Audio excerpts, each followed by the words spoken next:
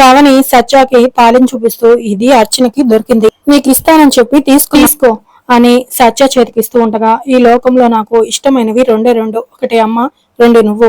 నా చేతులతో ఈ తాళి నీ మెళ్ళో కడతాను అని సత్య ఆ తాళిని చూసుకుంటూ మురిసిపోతూ ఉంటాడు. ఈ కవని నీ మనసులో నా మీద ఉద్దేశం ఏమైనా ఉందా అని అపార్థం చేసుకున్నాను, సారీ సత్య అని అవని చెప్తూ ఉండగా, నో ప్రాబ్లం, ఇట్స్ ఓకే అని సత్య అంటూ ఉంటాడు. తొందరలో నీకు పెళ్లి జరగాలని మనస్ఫూర్తిగా కోరుకుంటున్నాను అని అవని అంటూ ఉండగా, ఈ తాళి ఎప్పటికైనా నీకే కడతాను అని సత్య అనగానే ఈ కవని ఒక్కసారిగా షాక్ అయిపోతుంది. అలాగే చూస్తూ ఉండగా, ఓ సారీ, నీలాంటి అమ్మాయికే కడతాను అని నా ఉద్దేశం, నాకు అచ్చం నీలాంటి అమ్మాయి కావాలని అలా అన్నాను అని సత్య కవర్ చేస్తూ ఉంటాడు.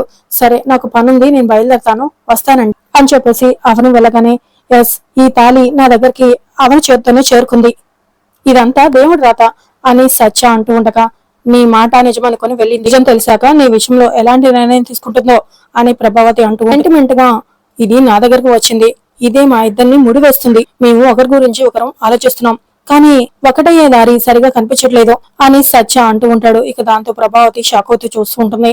ఇక మరోవైపు వేదవతి, ప్రసాదరావు ఇద్దరు కూడా పూజ గది ముందు నిలబడి, ఇంతకు ముందు నేను పూజ గదిలోకి వెళ్ళలేకపోయేదాన్ని, అమ్మవారికి పూజ చేయగలిగినప్పుడు నాకు ఒక గౌరవం ఉండేది, ఇప్పుడు అదంతా పోయింది అని వేదవతి అంటూ ఉండగా, మనకి ఇటువంటి పరిస్థితి ఎందుకు వచ్చిందో తెలియాలంటే పెట్టెలో ఉన్న తాళపత్ర గ్రంథాల్లో భవిష్యత్తు ఏం రాసిందో చదవాలి అని ప్రసాదరావు అంటూ ఉంటాడు. అవునండి, గతంలో కూడా ఇలాగే చేయటం జరిగింది కదా అని వేదవతి అంటుంది.